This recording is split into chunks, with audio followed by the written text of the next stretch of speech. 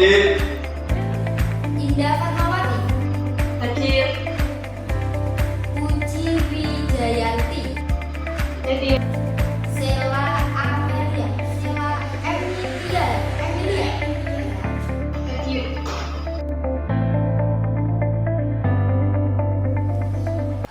Sebelum Ibu mulai pelajaran pada hari ini, Ibu mau tanya, untuk pelajaran kemarin ada yang ditanyakan lagi nggak?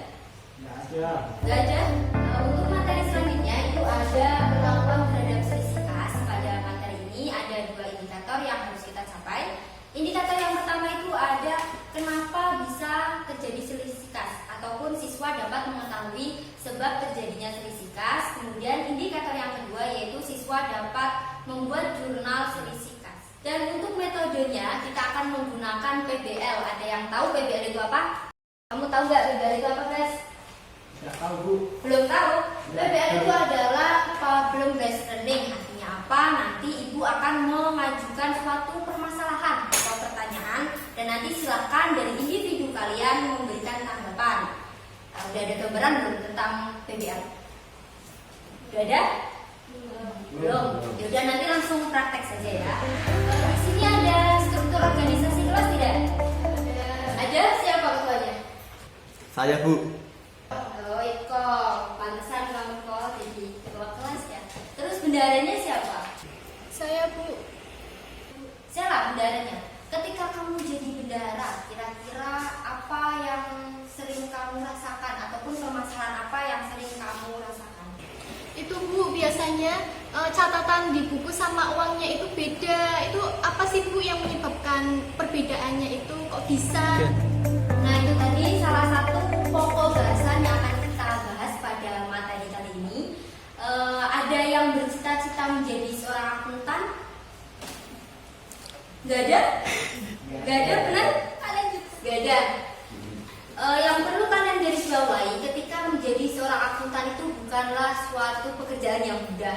Kenapa? Menjadi seorang akuntan itu terkadang ada sedikit kendala, seperti ketika akuntan itu ditugaskan dalam pencatatan kas kecil. Seperti tadi permasalahan dari Mbak Sela ketika menjadi bendahara, sama halnya ketika menjadi akuntan. Jadi seorang akuntan itu akan ada beberapa masalah. Contohnya seperti tadi adalah adanya perbedaan antara kas di tangan dan juga kas di pencatatan. Nah, itu bagaimana yang harus dilakukan oleh seorang akuntan? Kalau terjadi seperti tadi, seperti demikian, maka langkah pertama yang harus dilakukan seorang akuntan itu berarti menelusurinya.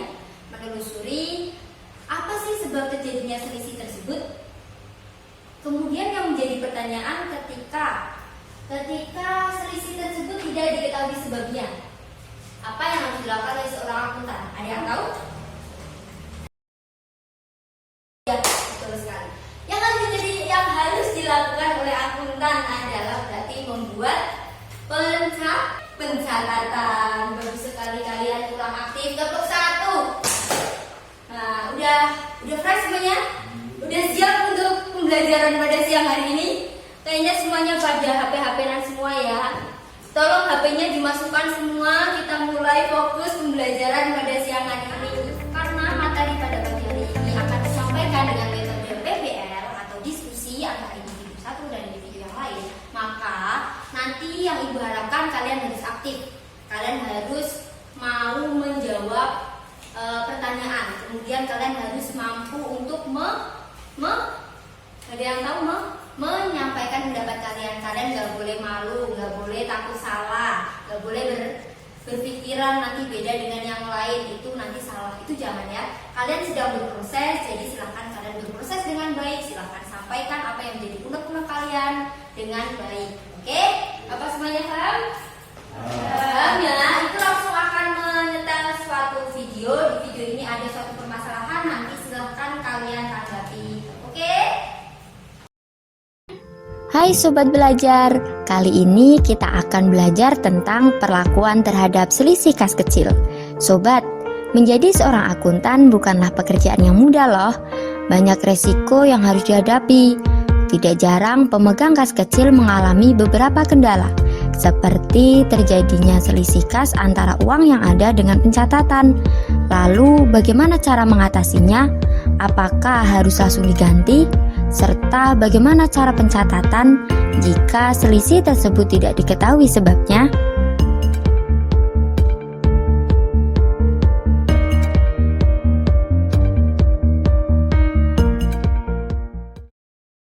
Nah, itu tadi permasalahan yang dilontarkan untuk materi diskusi yang pertama.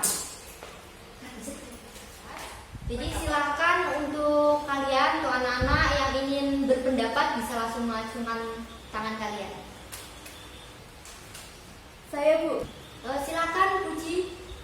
Perkenalkan, nama saya Puji Wijayati. Saya akan mengungkapkan pendapat saya. Menurut saya, ketika kas offline dan ditemukan selisih kas, maka akuntan harus mencari tahu sebab terjadi selisih tersebut. Contohnya, kilas balik ke belakang mencocokkan antara pencatatan dengan bukti yang ada. Bisa jadi selisih tersebut disebabkan karena kesalahan pencatatan. Terima kasih untuk pendapatnya. Beri tepuk tangan yang meriah. Selanjutnya ada lagi yang ingin berpendapat? Saya Bu. Baik, silakan. Jika terjadi selisih kas, maka dibuat 2 jurnal. Seperti itulah yang saya ketahui. Terima kasih Saudara Eko. Ada yang ingin menambahkan mungkin? Saya Bu. Oh ya, silahkan Bagas. Jurnal yang dimaksud dari Eko yaitu yang pertama, jika terjadi selisih kas lebih, maka jurnalnya kas berada di sebelah debit dan selisih kas berada di sebelah kredit.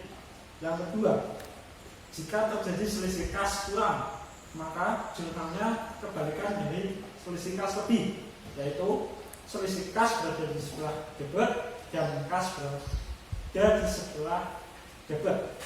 Begitulah menurut saya Bu. Ya, bagus sekali tambahan dari Saudara Bagas. Silahkan beri tepuk tangan untuk Bagas. Itu tadi diskusi yang pertama. Untuk diskusi yang kedua, Ibu akan langsung melontarkan dan nanti silahkan kalian langsung acungkan tangan dan silahkan kalian berpendapat.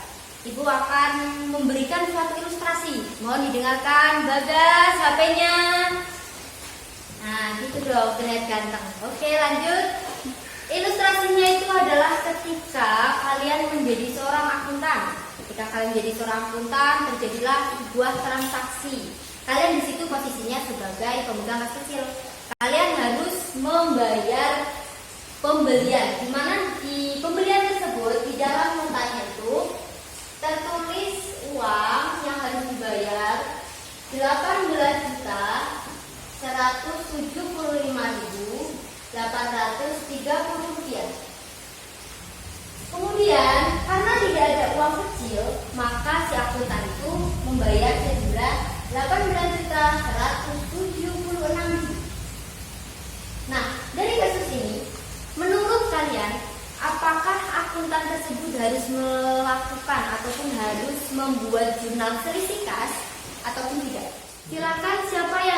berpendapat? Saya Bu, Saudara Sela, silakan. menurut saya perlu karena jumlah dan nominalnya berbeda. Selanjutnya ada lagi yang ingin berpendapat? Saya Baik, silakan Mbak Indah. Saya sependapat dengan Sela. Menurut saya tetap nanti di akhir setelah dilakukannya case of name maka perlu adanya jurnal selisih kas. Ada yang ingin berpendapat lagi? Silakan, jangan. Dadah. Kalau nggak ada berarti Ibu yang duduk ya. Sepakat? Sepakat. Oke, Ibu akan tunjuk. Silahkan Saudara Eko. Menurut saya tidak perlu karena di sana ada kata pemburatan. Jadi otomatis dibulatkan. Hihihi. Terima kasih untuk pendapatnya Mas Eko. Jadi di sini kan ada dua pendapat, antara yang pro dan yang kontra, antara yang membuat selisih dan juga tidak perlu dibuat jurnal selisih. Manakah jawabannya? Ding, jawabannya adalah tidak dibuat selisih. Loh, kok bisa? Ya bisa. Kenapa? Karena di perusahaan tersebut ada suatu kebijakan di mana adanya pembulatan ke atas. Ketika terjadi seperti ini, maka ini harus dibulatkan ke atas. Jadi nanti nominalnya langsung ditulis 18.176.000 rupiah. Seperti itu, anak-anak ada yang masih bingung? Untuk menambah pengetahuan kalian, silahkan kalian buka di WA group. Ibu udah share link, silahkan bisa dibuka. Nah, itu link evaluasi pembelajaran kita hari ini. Silahkan langsung dibuka.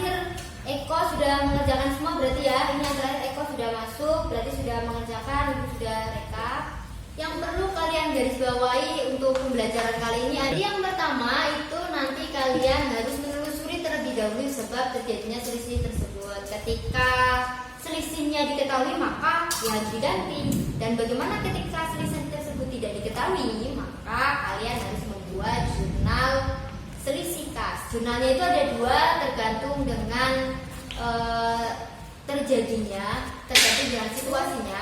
Ketika terjadi selisih lebih maka jurnal yang dibuat itu adalah kas, debit, dan kreditnya selisih kas. Kemudian ketika terjadi kas kurang maka dibalik, selisihnya di debit dan kasnya di kredit. Mengapa demikian? Karena ketika kita akan menambah saldo kas dalam pencatatan maka kita harus mendebit kas, dan sebaliknya ketika kita akan mengurangi saldo kas maka kita harus mengkredit saldo kas. Terus selanjutnya ada yang perlu digarisbawahi kembali adalah nominal yang ada dalam jurnal tersebut. Ketika kalian buat jurnal selisih kas maka nominalnya itu sebesar selisih kas yang ada di tangan dengan pencatatan. Apakah sudah paham semuanya? Paham, Bu. Terima kasih untuk kalian untuk pembelajaran kali ini. Ibu cukupkan, Ibu rasa materi untuk kali ini Ibu cukupkan, dan Ibu berpesan untuk kalian jangan lupa belajar, dan ingat pelajar yang baik itu adalah pelajar yang selalu belajar dengan tekun. Artinya 5 menit, 10 menit tak apa, tapi itu rutin tiap hari. Bukan pelajar yang belajar dengan sistem SKS. Apa kalian paham? Baik, untuk menutup pembelajaran pada siang menjelang sore hari ini, kita berdoa menurut keyakinan masing-masing. Berdoa dipersilakan. Berdoa selesai, Ibu cukupkan. Wassalamualaikum warahmatullahi wabarakatuh. Waalaikumsalam warahmatullahi wabarakatuh.